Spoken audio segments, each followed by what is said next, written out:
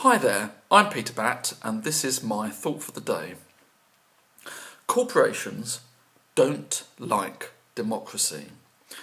They are very suspicious of systems which give ordinary people the opportunity and the power to affect change, and particularly if that could possibly mean challenging corporate power. This has always been the case, and I remember in 1939, I wasn't there personally, New York City hosted a World Fair, and one of the central attractions there was an exhibition called Democracy, in which a number of corporations got together to display their view of the future.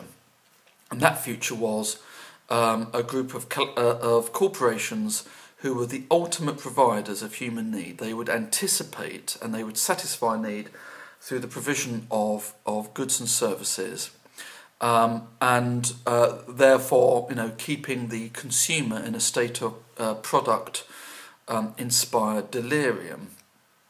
The thing is, that whole vision of the future excluded any form of government or any form of democracy. And the thing is, this agenda has been, they've been pursuing this agenda ever since the end of the Second World War. And we're now getting to a position where we are approaching the end game on this.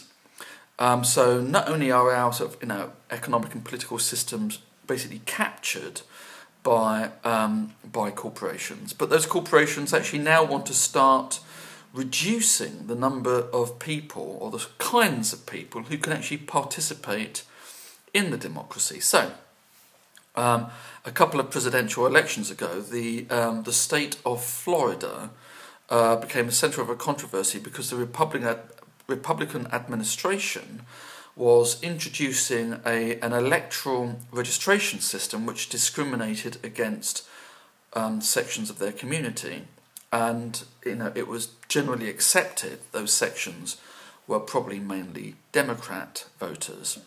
Here in the UK, our Conservative government has rejected the recommendations of the Electoral Commission and are pushing ahead with, believe it or not, an electoral registration system which, surprisingly, is going to discriminate against a whole group of people, mainly itinerant communities and especially students. And I'm sure this is only a coincidence, it is generally considered that it is Labour voters, the Labour vote, that will be hit by this change. And you see, this fits in with a pattern. The Conservatives think they're being really clever here because they see this as part of a strategy to keep them in power indefinitely. The Conservatives they're not Democrats. They want to turn the UK into a corporatist, one-party state. And I say corporatist because the Conservative Party is not a Conservative Party. It is the political wing of multinational corporations, as was evidenced by their funding by hedge funds in the run-up to the last election. And the thing is, we are progressively having our democratic rights and powers taken away from us.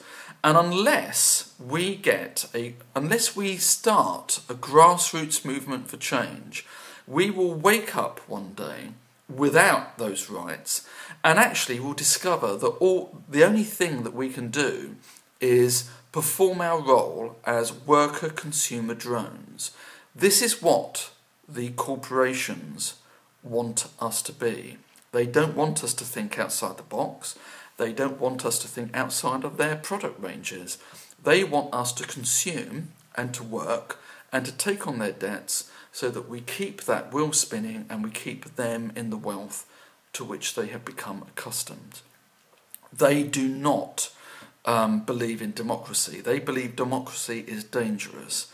And for them, it should be.